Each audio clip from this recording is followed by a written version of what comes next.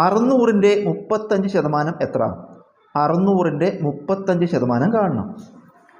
ഒരു സംഖ്യയുടെ ഒരു നിശ്ചിത ശതമാനം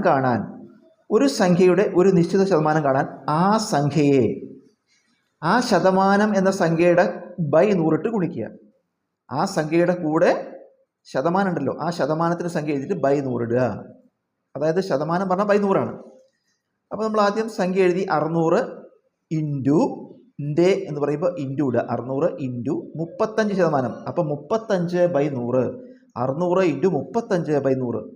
ഇവിടെ നമുക്ക് ഈ 600-ത്തെ 2 പൂജ്യവും ഈ 100ഉം വെട്ടിക്കളയാം. 600-ത്തെ 2 പൂജ്യവും 100ഉം വെട്ടിക്കളഞ്ഞാൽ ഇവിടെ 6 വരും. അതായത് 600-നെ 100 കൊണ്ട് ഹരിച്ച 6, 600-നെ ബൈ 100 ചെയ്താൽ 6 വരും.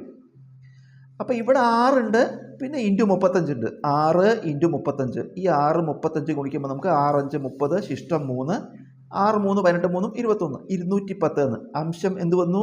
6 35 ഗുണിക്കുമ്പോൾ 210 ബൈ ഈ ഛേദം നമ്മൾ വെട്ടിച്ചെടുക്കുമ്പോൾ അടിയിൽ 1 വരും. അതായത് 100ഉം 600ഉം വെട്ടുമ്പോൾ മുകളിൽ 6ഉം അടിയിൽ 1 വരും. ആ 1ആണിത്. 210/1. ഏതൊരു സംഖ്യയും 1 കൊണ്ട് ഹരിച്ച അതേ സംഖ്യയാണ്. ഏതൊരു സംഖ്യയും 1 കൊണ്ട് ഹരിച്ച അതേ സംഖ്യ. അപ്പോൾ 210/1 ഉത്തരം 210.